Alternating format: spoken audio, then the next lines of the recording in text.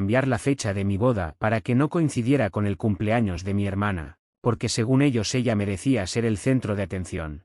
El anuncio de mi boda, que debería haber sido un motivo de alegría, se transformó en el detonante de una de las situaciones más amargas de mi vida. Durante meses había planificado junto a Clara cada detalle de aquel día especial. Elegimos el 10 de septiembre porque no era una fecha cualquiera, coincidía con el aniversario del día en que nos conocimos en la universidad, un recuerdo profundamente significativo que queríamos inmortalizar con nuestro matrimonio. Todo parecía perfecto hasta que compartí la noticia con mis padres. La reacción no fue de entusiasmo ni de orgullo. En lugar de felicitarme, lo primero que señalaron fue que ese día coincidía con el cumpleaños de mi hermana menor. Para ellos, ese simple hecho lo cambiaba todo. Desde mi infancia había sido evidente que mi hermana era la favorita. Cada logro suyo era celebrado con fiestas y recompensas, mientras que mis propios esfuerzos pasaban inadvertidos. La palabra que siempre usaban para justificar ese trato desigual era sensibilidad. Mi hermana era demasiado frágil para enfrentar la frustración, demasiado delicada para soportar que alguien más recibiera atención. Bajo ese pretexto, se le permitía todo, y a mí se me exigía resignación. Esa dinámica familiar se había convertido en parte de mi vida, aunque siempre con un dolor silencioso que prefería callar. Sin embargo, jamás imaginé que incluso en un acontecimiento tan importante como mi boda, el favoritismo hacia ella volvería a imponerse. Para mis padres, el cumpleaños de mi hermana tenía más peso que mi matrimonio. Lo expresaron con una naturalidad cruel, como si fuera obvio que debía cambiar mis planes, como si no hubiera alternativa. La presión comenzó de inmediato.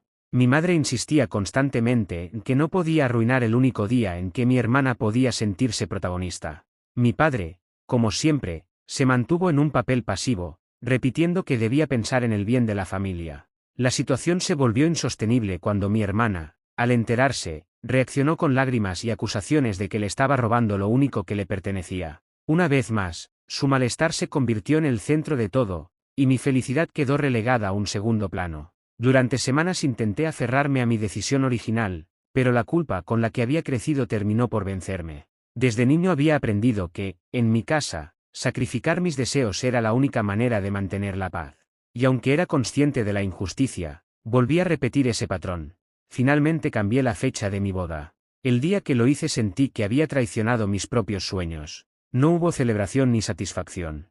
Mis padres lo recibieron como si hubiera hecho lo correcto, como si hubiese evitado una tragedia. Yo, en cambio, experimenté un vacío profundo, una mezcla de tristeza y resignación que ni siquiera Clara pudo disipar con sus palabras de apoyo. La decisión me dejó claro, con una contundencia dolorosa, que en la balanza de mis padres, la felicidad de mi hermana siempre pesaba más que la mía. Ese fue el inicio de una cadena de renuncias que nunca pensé que tendría que afrontar en el camino hacia el día que se suponía debía ser el más feliz de mi vida. Una vez cambiada la fecha de la boda, el alivio de mis padres fue inmediato, como si hubiera resuelto un gran conflicto familiar que ellos jamás debieron afrontar. Yo, en cambio, sentí que había cedido algo que jamás recuperaría. No era solo un día en el calendario. Era el símbolo de una historia que pertenecía a Clara y a mí, un recuerdo que había sido aplastado por el capricho de mi hermana y la complacencia de mis padres.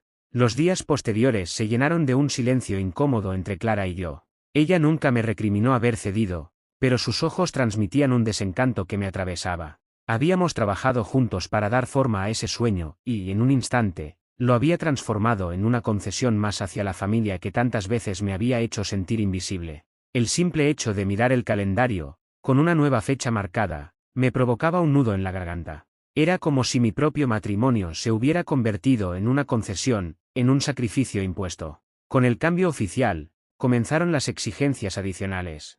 Lo que debía ser una celebración de nuestro amor se transformó en una negociación interminable con mi familia. La elección del lugar, que al inicio habíamos imaginado como un espacio íntimo y significativo, fue cuestionada por mis padres. Ellos insistían en que no era lo suficientemente apropiado, que merecíamos algo más digno, pero en realidad lo que buscaban era un escenario donde mi hermana pudiera sentirse cómoda y atendida. Cualquier decisión que tomábamos debía ser revisada bajo el prisma de lo que Lucía toleraría o no.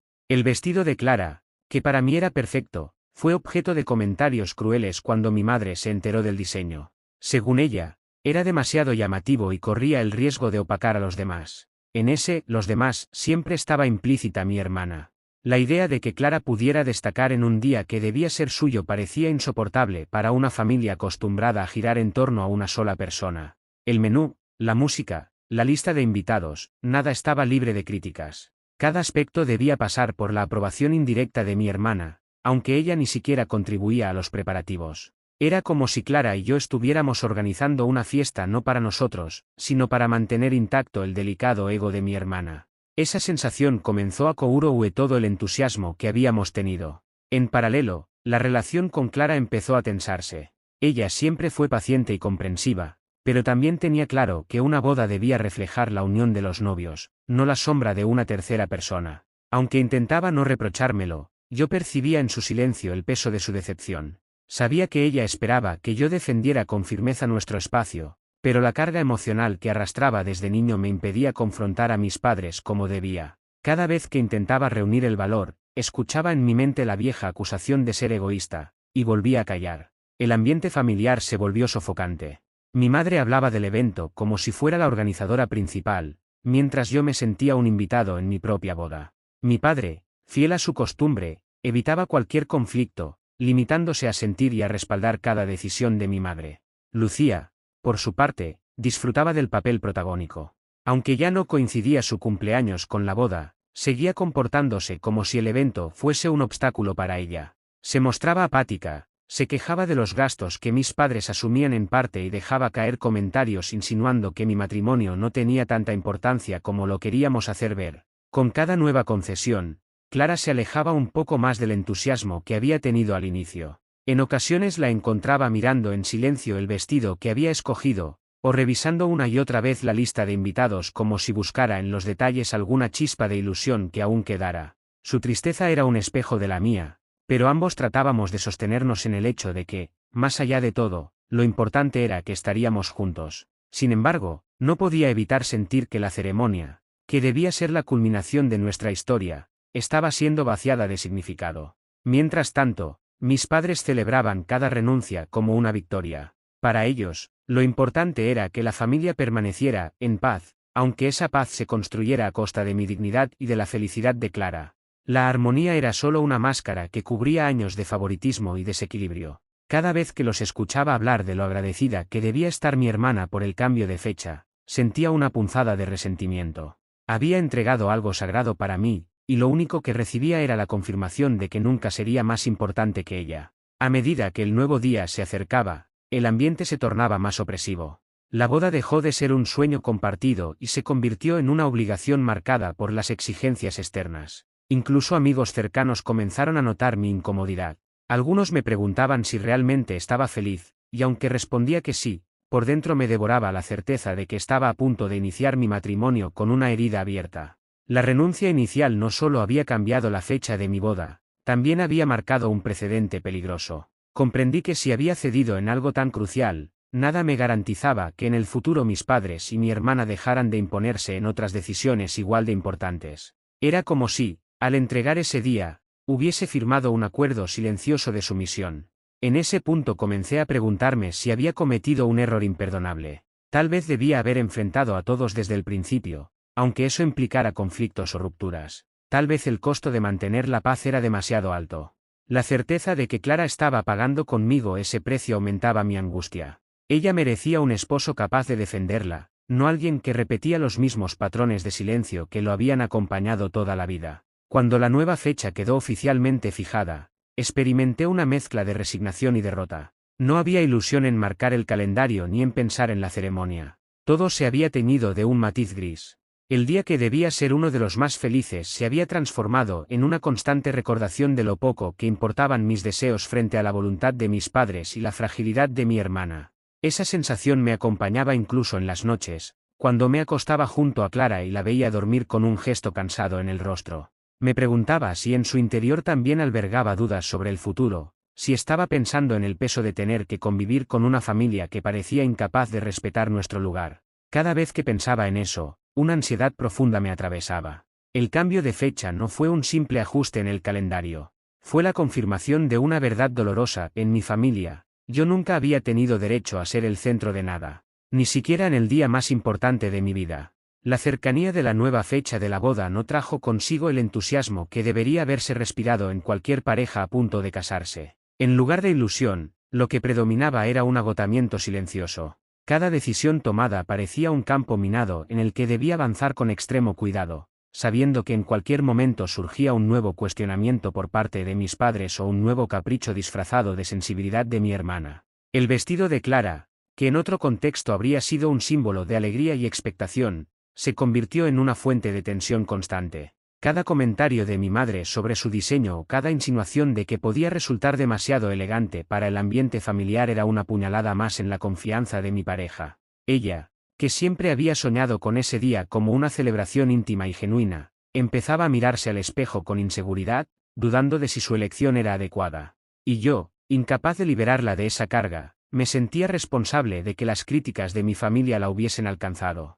La lista de invitados fue otro terreno de conflicto. Clara y yo habíamos planificado una ceremonia relativamente pequeña, con las personas que realmente habían sido parte de nuestra historia. Pero mis padres, bajo el pretexto de la tradición y del deber social, comenzaron a inflar la lista con conocidos, compromisos familiares y personas con las que yo apenas había tenido trato. En el fondo, se trataba de garantizar que la boda fuese un evento lo suficientemente grande como para exhibir el papel de mi hermana dentro de la familia, no para celebrar la unión de Clara y mía. Lo que debía ser una jornada significativa para nosotros se estaba transformando en un espectáculo para los demás. Mientras tanto, Lucía continuaba ocupando el lugar central en todas las conversaciones familiares. Aunque ya no existía la amenaza de que su cumpleaños coincidiera con la boda, su presencia seguía marcando los límites de lo que se podía o no se podía hacer. Cualquier detalle que pudiera incomodarla era rápidamente desechado, y cualquier incomodidad suya era tratada como una emergencia a resolver. La paradoja era evidente, incluso en un evento que ya no tenía nada que ver con ella, seguía siendo la protagonista indirecta. Ese desequilibrio constante comenzó a erosionar mi propia percepción del matrimonio que estaba por iniciar. Empecé a preguntarme si realmente tenía derecho a sentirme feliz o si debía resignarme a que mi boda no fuera un reflejo de lo que Clara y yo queríamos, sino una concesión más a la dinámica enfermiza que había gobernado mi familia durante toda mi vida. La ansiedad se hizo más fuerte a medida que los días pasaban. La sensación de estar atrapado entre dos lealtades, una hacia la mujer con la que quería construir mi futuro y otra hacia los padres que nunca me habían permitido brillar, me desgastaba profundamente. Clara, aunque no me lo decía abiertamente, mostraba cada vez con mayor claridad el peso que llevaba dentro. Se esforzaba por mantener el ánimo, pero había momentos en los que la encontraba perdida en sus pensamientos, con los ojos fijos en un punto, como si reflexionara sobre lo que significaba unir su vida a la mía bajo circunstancias tan condicionadas. Yo intentaba convencerme de que al final todo valdría la pena, de que lo esencial era nuestra unión, pero la tristeza de Clara era un recordatorio constante de que estaba fallando en protegerla de la influencia de mi familia. Las semanas se fueron convirtiendo en una cuenta regresiva cargada de resignación. Cada reunión con mis padres se transformaba en una batalla sorda en la que yo ya no tenía fuerzas para defenderme. Había renunciado a tantas cosas que, en ocasiones, sentía que mi propia voz se apagaba. Era como si hubiera perdido el derecho a decidir sobre el día que debía marcar el inicio de mi nueva vida. Esa rendición silenciosa me llenaba de vergüenza. La boda, que en teoría debía representar un comienzo, empezaba a sentirse como un recordatorio de todas las veces que había cedido en mi vida. Era la repetición de un patrón, yo renunciando a lo que deseaba, mi hermana acaparando la atención, mis padres justificando la desigualdad bajo la excusa de mantener la armonía. No era un episodio aislado, era la culminación de una dinámica familiar que llevaba arrastrando desde la infancia. A pocos días de la ceremonia, me descubrí cada noche repasando mentalmente todo lo que había sucedido desde que compartí la fecha original. En lugar de sentir emoción, me embargaba una tristeza pesada. Me preguntaba si era justo que Clara iniciara su vida conmigo en medio de estas concesiones, si no merecía algo mucho más puro y libre de condicionamientos. Lo cierto era que el daño ya estaba hecho. Había permitido que la sombra de mi hermana se extendiera sobre nuestro matrimonio incluso antes de que comenzara. Lo más doloroso fue darme cuenta de que mis padres no percibían el sacrificio que había hecho. Para ellos, lo que había sucedido no era un acto de renuncia, sino un gesto natural, lo que correspondía. No veían dolor en mi rostro ni desilusión en el de Clara. Solo se felicitaban a sí mismos por haber mantenido el equilibrio familiar, por haber evitado que Lucía sufriera. Era como si todo lo que yo sentía careciera de relevancia. La impotencia se volvió insoportable. A veces imaginaba cómo habría sido todo si me hubiese mantenido firme en mi decisión, si hubiese enfrentado a mi familia y defendido la fecha que significaba tanto para Clara y para mí. Tal vez habría generado un quiebre irreparable, pero al menos la boda habría sido nuestra, sin concesiones ni interferencias. Esa idea me perseguía con la fuerza de un arrepentimiento latente, recordándome que había traicionado mis propios deseos en nombre de una paz que nunca fue real. Cuando faltaban solo unos días para la ceremonia, ya no había ilusión ni expectativa. Lo que quedaba era un cansancio profundo y una amarga certeza. Había permitido que el inicio de mi vida matrimonial estuviera marcado por la misma injusticia que había gobernado toda mi infancia. Y aunque el evento aún no había ocurrido, ya sentía que algo dentro de mí se había quebrado de forma irreversible. La mañana de la boda llegó envuelta en una sensación extraña. En lugar de la emoción que tantas parejas describen al despertar en ese día especial, lo que predominaba en mí era un vacío. Era como si la fecha marcada en el calendario no me perteneciera, como si fuese un evento ajeno en el que debía desempeñar un papel preestablecido. Clara, aunque intentaba sonreír, mostraba en su mirada la misma mezcla de cansancio y resignación que yo llevaba en el corazón. Desde las primeras horas, el ambiente fue dominado por la presencia de mis padres. Se movían de un lado a otro como si fuesen los anfitriones de una celebración propia, tomando decisiones de último momento y corrigiendo detalles que ni Clara ni yo habíamos aprobado. Cada gesto suyo reafirmaba la idea de que nuestra boda era, en realidad, un escaparate familiar más que una celebración de amor. Lucía, por supuesto, apareció radiante, no porque compartiera nuestra felicidad, sino porque estaba segura de que, aun en ese día, el foco de atención no se apartaría demasiado de ella. Había elegido un atuendo llamativo, como si quisiera desafiar la idea de que la novia debía ser el centro de todas las maraadas. Su manera de caminar, de hablar con los invitados y de hacerse notar dejaba claro que su protagonismo no se veía amenazado. Para mi madre, aquello era natural, incluso motivo de orgullo. Para mí, era un recordatorio doloroso de que ni siquiera ese día escapaba a la sombra de mi hermana. El lugar, que Clara y yo habíamos querido mantener íntimo, estaba repleto de personas que apenas conocíamos. La lista de invitados había crecido más allá de lo razonable, y el ambiente estaba cargado de formalidades que no tenían nada que ver con nosotros. La música, seleccionada sin nuestra aprobación final, parecía diseñada para complacer a un público que no entendía nuestra historia. Incluso el menú había sido alterado para ajustarse a las preferencias de otros, restando importancia a lo que Clara y yo habíamos soñado compartir con quienes realmente nos importaban. En medio de esa multitud, me descubrí desconectado, como si fuera un espectador dentro de mi propia boda. Clara caminaba a mi lado, con un porte digno y sereno, pero su mirada evitaba encontrarse con la mía. Había en ella una mezcla de dignidad y tristeza, como si se hubiese resignado a soportar una celebración que ya no reflejaba lo que ambos habíamos imaginado. Yo deseaba con todas mis fuerzas poder devolverle la ilusión, pero era consciente de que había permitido que nos arrebataran demasiadas cosas. Cuando comenzó la ceremonia, sentí una punzada en el pecho. El momento que debía ser el clímax de nuestra historia se desarrollaba en un escenario que no reconocía como propio. Escuchaba las palabras del oficiante, veía las maraadas de los invitados y sentía que todo era una representación vacía, una puesta en escena diseñada para mantener las apariencias familiares. Clara y yo nos uníamos en matrimonio, sí, pero lo hacíamos bajo una atmósfera contaminada por concesiones y sacrificios que nunca debimos aceptar. Lo más doloroso fue advertir cómo, durante el evento, mis padres se mostraban satisfechos, convencidos de que habían hecho lo correcto. Para ellos, la boda era la prueba de que la familia estaba unida, de que habían logrado mantener la armonía. No veían la tristeza en mis ojos ni la frialdad en los gestos de Clara. No percibían que lo que habían defendido como equilibrio era, en realidad, la perpetuación de un favoritismo que había destruido cualquier atisbo de justicia entre sus hijos. La fiesta posterior fue una confirmación de todo lo que había sentido durante los meses previos. Las atenciones se concentraron en Lucía, quien se movía entre los invitados con la seguridad de que seguía siendo la figura central. Mis padres la celebraban con la misma devoción de siempre, y aunque el evento debía girar en torno a Clara y a mí, era evidente que nuestra presencia era secundaria. Clara permanecía a mi lado con compostura, pero en su interior la herida era evidente. Cada instante de aquella recepción la alejaba más de la ilusión que había tenido en un inicio. Mientras la música sonaba y las risas llenaban el ambiente, yo me encontraba atrapado en un estado de introspección amarga. Observaba a mi familia, a los invitados, a mi hermana disfrutando de una atención que jamás me fue concedida, y me preguntaba qué significaba todo aquello para el futuro. ¿Era posible construir un matrimonio sólido cuando los cimientos se levantaban sobre la renuncia y la humillación? ¿Podía Clara confiar en mí como un compañero capaz de defenderla cuando ya había demostrado lo contrario?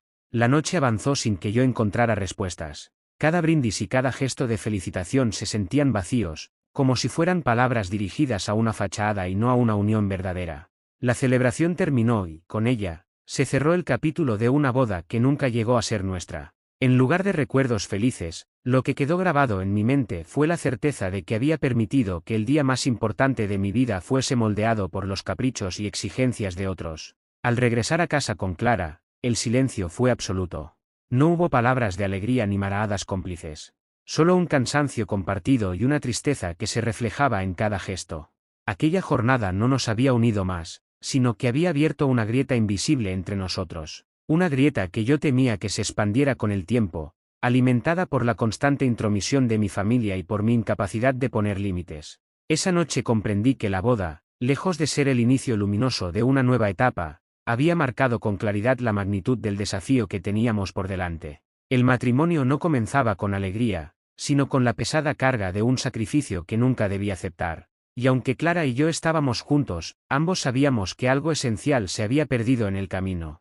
Los días posteriores a la boda fueron silenciosos y pesados, como si en lugar de haber celebrado un inicio, hubiéramos atravesado un duelo. Clara y yo regresamos a nuestra rutina, pero lo hicimos con una distancia imperceptible que poco a poco se volvió tangible. No había peleas abiertas ni reproches constantes, pero sí un aire de desilusión que impregnaba cada gesto y cada palabra. Habíamos esperado que el matrimonio fuera un renacer, un espacio en el que al fin podríamos construir algo nuestro, pero la verdad era que la sombra de mi familia seguía allí, proyectándose sobre cada rincón de nuestra vida. Clara comenzó a mostrar un cansancio emocional que yo no podía ignorar. Su manera de hablar, siempre tranquila y dulce, se volvió más pausada, cargada de una melancolía que no intentaba ocultar. Era evidente que la boda no había sido para ella un recuerdo feliz, sino un recordatorio constante de la desigualdad con la que habíamos tenido que lidiar. Y aunque nunca me lo echó en cara de manera directa, su silencio era una acusación mucho más poderosa.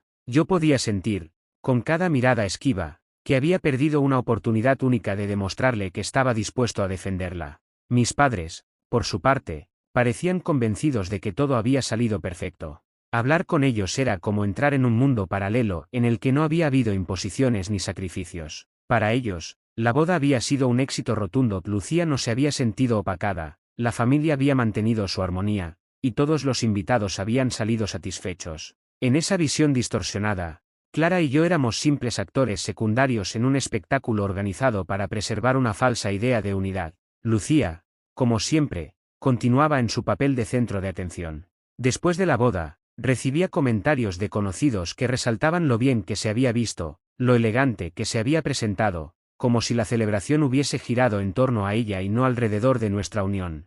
Lejos de incomodarla, esa percepción parecía alimentarla. Sus publicaciones en redes sociales no hablaban de la felicidad de su hermano mayor, sino de lo bien que lo había pasado ella misma en un evento que, para muchos, parecía haber sido casi una fiesta de cumpleaños extendida. Yo intentaba mantenerme al margen, pero la acumulación de recuerdos dolorosos me perseguía a diario. Cada vez que pensaba en aquel día, revivía la sensación de haber cedido demasiado, de haber permitido que la voluntad de otros definiera mi destino. Era como si mi vida estuviera marcada por una constante renuncia. Y lo peor era que esa renuncia ya no afectaba solo a mí, sino también a la mujer con la que había prometido compartir el resto de mis días. El tiempo no hizo más ligera la carga. Por el contrario, los meses que siguieron profundizaron la brecha entre Clara y yo. Ella, que había soñado con un matrimonio basado en la complicidad y en la defensa mutua, comenzó a preguntarse en silencio si realmente podía confiar en mí para enfrentar los obstáculos futuros. Yo lo notaba en su manera de evitar ciertos temas, en el modo en que dejaba de hablar con entusiasmo de nuestros proyectos comunes,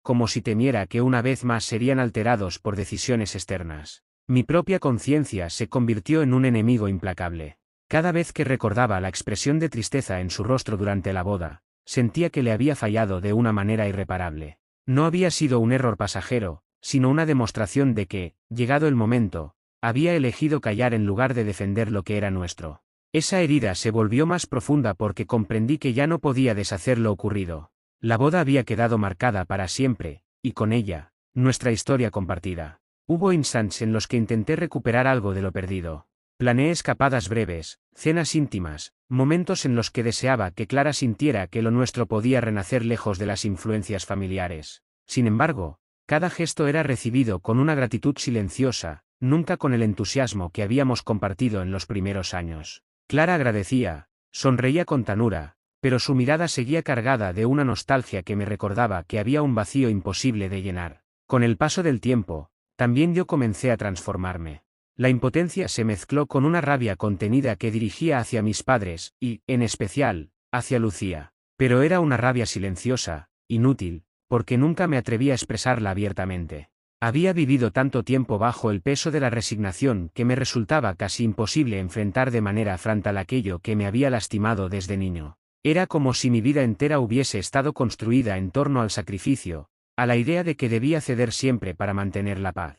El matrimonio, en lugar de ser un refugio, se convirtió en un espejo de mis debilidades. Clara y yo seguíamos juntos, pero ya no éramos los mismos. Había un muro invisible entre nosotros, levantado el día en que permití que mi boda fuese definida por otros. Ese muro no se derrumbaba con el tiempo, al contrario, parecía volverse más sólido con cada recuerdo compartido de lo que había sido y de lo que no pudo ser. Mirando hacia atrás, entendí que lo más doloroso no era haber cambiado la fecha de mi boda, ni haber soportado que mi hermana fuese nuevamente el centro de atención, ni siquiera haber visto a mis padres celebrar un supuesto éxito que en realidad había sido una humillación.